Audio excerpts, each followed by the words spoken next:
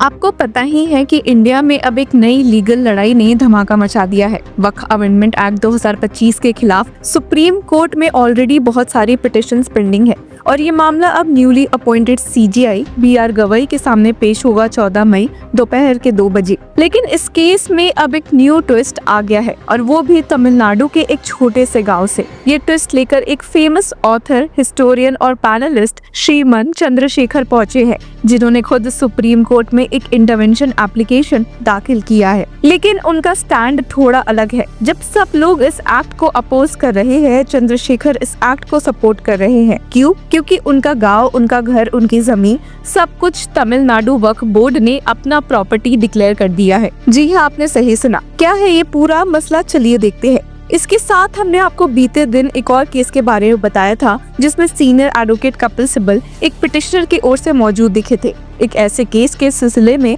जिसकी वजह से सेंटर पर सुप्रीम कोर्ट के ऑर्डर्स वायलेट करने का इल्जाम लगा। बात थी उत्तराखंड के देहरादून की, जहां अलिजेडली एक रजिस्टर्ड वक्फ प्रॉपर्टी हजरत कमल शाह दरगाह को रात के अंधेरे में बुलडोजर चला के गिरा दिया गया। और ये सब हुआ 25 से 26 अप्रैल 2025 की रात, जबकि यूनियन ऑफ इंडिया ने सुप्रीम कोर्ट में 17 अप्रैल को ही ये कहकर अंडरटेकिंग दी थी कि अगले सुनवाई तक किसी भी वक्फ प्रॉपर्टी का कैरेक्टर या स्टेटस चेंज नहीं किया जाएगा, चाहे वो रजिस्टर से हो या गजट नोटिफिकेशन से। पर जहां यूनियन के अगेंस्ट इस केस में उंगली उठी है, वहीं इस लेटेस्ट इंटरवेंशन एप्लीकेशन ने उसके फेवर में कहा है। थिरुचेंदुराई, अ क्वेंट विलेज इन तमिलनाडु का नाम पहले कभी नेशनल हेडलाइंस में नहीं आया था, लेकिन अब ये विलेज एक लीगल बैटलफील्ड बन गया है। चंद्रशेखर का कहना है कि तमिलनाडु वक्फ बोर्ड ने पूरा का पूरा गांव, हाँ पूरे के पूरे 300 एकड़ को वक्फ प्रॉपर्टी डिक्लेयर कर दिया है। और सबसे हैरानी की बात, इस गांव में एक 1500 साल पुराना चंद्रशेखर स्वामी टेम्पल भी है,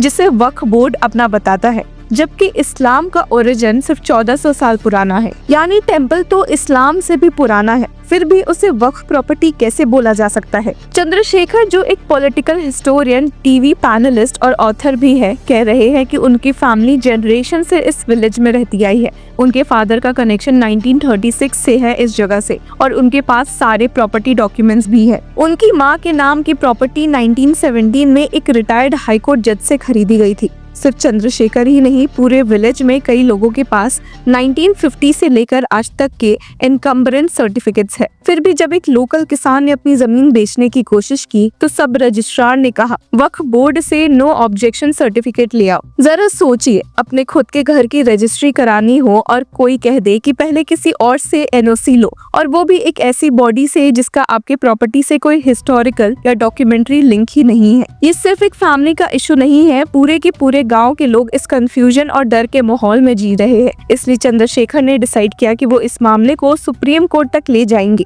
और उन्होंने इंटरवेंशन एप्लीकेशन दाखिल किया, वो भी उन्हीं पिटिशंस के बीच जो वक्फ अमेंडमेंट एक्ट को अनकॉन्स्टिट्यूशनल बताकर चैलेंज कर रही है। लेकिन उनका कहना है, this is one of the most shocking cases of Waqf overreach. इस एक्ट से तो हमारी मदद हो रही है। एप्लीकेशन में ये भी लिखा गया कि जब विलेजर्स ने वक्फ बोर्ड के ऑफिसर से पूछा कि कैसे पूरे विलेज को उनका माना जा सकता है, तो जवाब आया, once a Waqf always a वक्फ। बस कोई डॉक्यूमेंट नहीं, कोई प्रूफ नहीं, सिर्फ एक वेग प्रिंसिपल, और उसके बेस पर 5 टेम्पल्स और पूरा विलेज वक्फ प्रॉपर्टी बना दिया गया। अगर आपके पास 100 साल पुराने डॉक्यूमेंट्स हैं, फिर भी आपको अपने ही घर पर हक नहीं मिल रहा, तो ये लीगल सिस्टम का फेलियर नहीं तो और क्या है? इस पूरे मैटर में एक और इंटरेस्टिंग लीगल ट्विस्ट है। Section 3 RI of Waqf act 1995, जिसे वक्फ बाय यूजर क्लॉज कहते हैं। इसका मतलब ये है कि अगर कोई जगह हिस्टोरिकली किसी मुस्लिम रिलीजियस या चैरिटेबल पर्पस के लिए यूज हुई हो, तो उसे वक्फ माना जा सकता है। लेकिन इस क्लॉज का मिसयूज कैसे हो रहा है, इसका लाइव एग्जाम्पल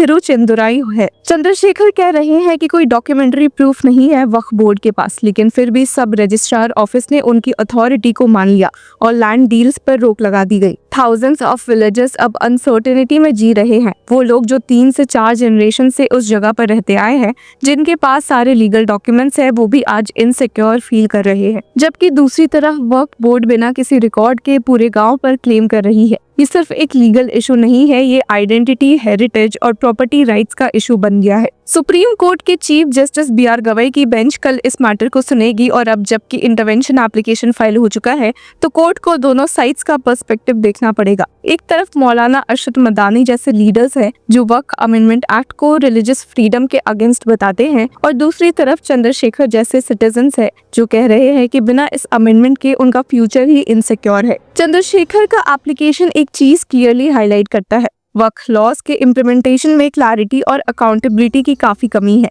अगर किसी के पास 1917 से लेकर आज तक के प्रॉपर्टी रिकॉर्ड्स है, फिर भी उसे अपने हक लीगली प्रूव करना पड़ता है, तो सिस्टम में कुछ तो फंडामेंटली गलत है। और सबसे बड़ा सवाल ये है कि क्या सिर्फ वक्फ बाय यूजर कहकर किसी भी प्रॉपर्टी का राइट्स खत्म किया जा सकता है? क्या एक सेक्युलर डेमोक्रेटिक देश में जहां रूल ऑफ लॉ सबसे ऊपर है, वहां ऐसे वेग और अनडॉक्यूमेंटेड क्लेम्स पर लीगल स्टेटस मिल सकता है? सुप्रीम कोर्ट का डिसीजन इस केस में सिर्फ तिरुचिंदराई के लोगों के लिए नहीं, बल्कि पूरे इंडिया के प्रॉपर्टी लॉ फ्रेमवर्क के लिए एक प्रेसिडेंट सेट करेगा। Intervention application advocate on record Rahul Shyam Bhandari के थ्रू फाइल की गई है और उनके साथ एडवोकेट जी प्रियादर्शी ने ड्राफ्टिंग में हेल्प की।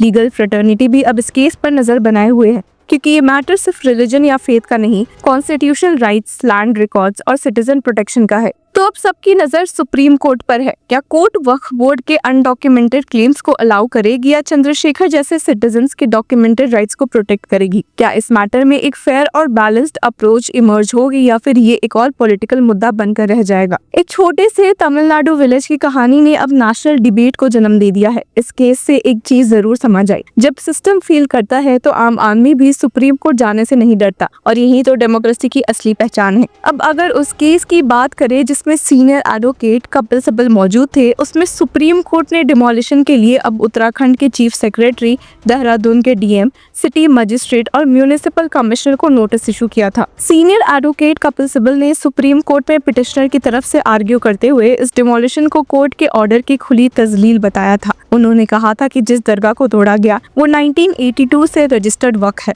1986 के गजट नोटिफिकेशन में भी है और Waqf asset management system of India में भी मैप्ड है। फिर कैसे एक रात में बिना नोटिस दिए उसे गिरा दिया गया? यहाँ एक और क्रूशियल एस्पेक्ट है जिसे पिटिशनर्स ने उठाया है, सुप्रीम कोर्ट का नवंबर 2024 का जजमेंट, जिसमें कोर्ट ने क्लियरली कहा था कि कोई भी डिमोलिशन बिना प्रायर शो कॉज नोटिस के नहीं हो सकता, और अगर नोटिस भी दिया जाए तो मिनिमम 15 दिन का वक्त दिया जाना चाहिए ताकि लोग वकेट कर सके। तो ये तो साफ है कि इस एक्ट के दो पहलू भी है, पर सुप्रीम कोर्ट इस मामले में क्या फैसला देगी, चलिए देखेंगे। तो तब तक के लिए keep following law Chakra. Hello law lovers and justice seekers, welcome to law Chakra. हम आपके लिए लेकर आए हैं कुछ बहुत ही exclusive. Introducing law Chakra prime membership, जो आपको देगा exclusive access like never before, यानी कि फुल इनसाइडर एक्सेस, वो भी बस घर बैठे। यही नहीं, प्राइम मेंबर को मिलेगा access to exclusive interview session with renowned जजेस, लीगल एक्सपर्ट्स एंड लॉयर्स। ऐसे इनसाइट्स जो आपको कहीं और नहीं मिले। इसी के साथ अगर आप कभी सोचे कि हम कैसे लेकर आते हैं आपके लिए ये लीगल अपडेट्स, तो इसके लिए भी प्राइम मेंबर्स के लिए है हमारे पास एक special sneak peek behind the scenes of law chakra. Brainstorming session से लेकर ब्लूपर्स तक सब कुछ। In short, more content, more update and more analysis. Political legal controversies हो या इन डेप्थ लीगल सेशंस, सब कुछ आपको मिलेगा एट वेरी मिनिमल प्राइस। बनिए लॉ चक्र की प्राइम मेंबर और अनलॉक कीजिए full potential of legal knowledge. अभी ज्वाइन कीजिए।